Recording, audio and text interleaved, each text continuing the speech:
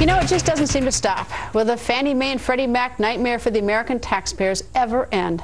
First, taxpayers bail out the mortgage giants to the tune of over $150 billion. Yes, billion dollars. You would think that would be the end of the asking, but not so fast. In November, Fannie and Freddie had the nerve to ask for almost $13 million in bonus pay for their executives. So will this ever stop? Senator John Thune joins us, and I guess you think it might perhaps, or you're trying to make it stop? We are. We have a bill, Greta, that basically would change the pay structure, the compensation structure for the executives at Freddie Mac and Fannie Mae, and make it more consistent with other financial regulators like the FDIC and the OCC, and take any undispersed bonuses, those that haven't been paid yet, prevent those from being awarded, and use that to pay down the national debt. Wouldn't it be nice if you could legislate good judgment instead? The man who authorized, the acting director who authorized these payments, it would be so much easier if he would just use good judgment and take the pulse of the American people. It would, and that's why people were so outraged. They saw at a time when Freddie and Fannie were losing, they posted losses in 16 of the last 17 quarters.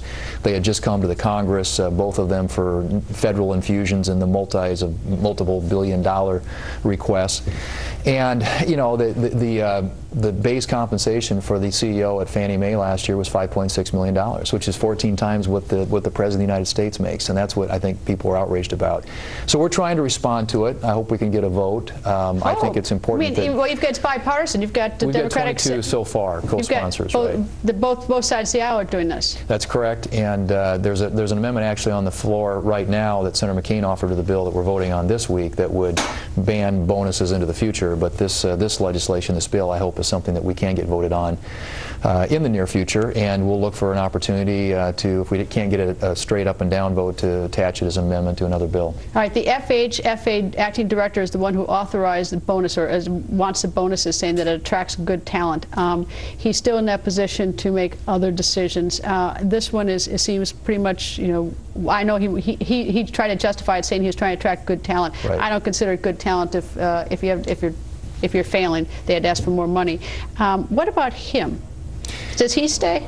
I think that's probably, he serves at the pleasure of the President. It's up to the President. I think the President's been really silent in this, and it's his Treasury Secretary and, as you mentioned, this appointment of his that make these decisions on executive pay, and the President hasn't spoken up at all on this. But why not? I mean, that's what I don't get. I mean, and I don't mean to go into other things, but even like, I mean, the people who made the decision on Solyndra, we never find out who they are. We know who the acting director is here. Never find out who these people are, or someone who authorizes Fast and Furious. They remain someplace stuck in the government while you try to sort of clean up the problem on Capitol Hill and try to stop them from having the authority to issue these bonuses or whatever. But the actual culprits in the federal government who have an inability to have good judgment, they're still there for the next bad judgment. Well, they are, and there's been a lot of unbridled power in the executive branch in this administration. All the czars that were created, and all the ways in which they've tried to accomplish their agenda through agency regulations, things that they can't get through the political process in Congress, is really unprecedented. And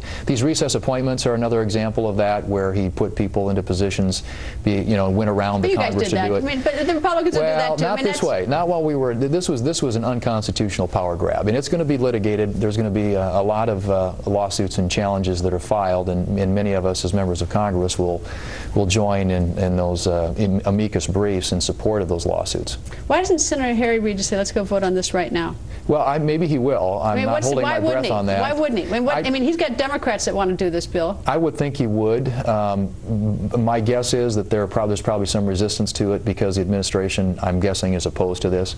Is there any chance the money could go out in payment? Is there any? I mean, have you stopped the actual payment?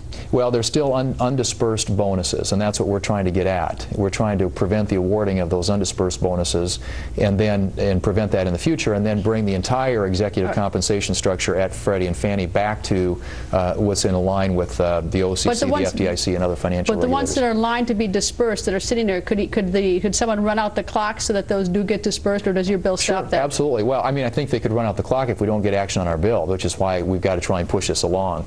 And I think that the American people deserve an answer on this, and I think members of Congress should go on the record. We ought to have a vote. Indeed. Senator, thank you, sir. Thanks, Greg.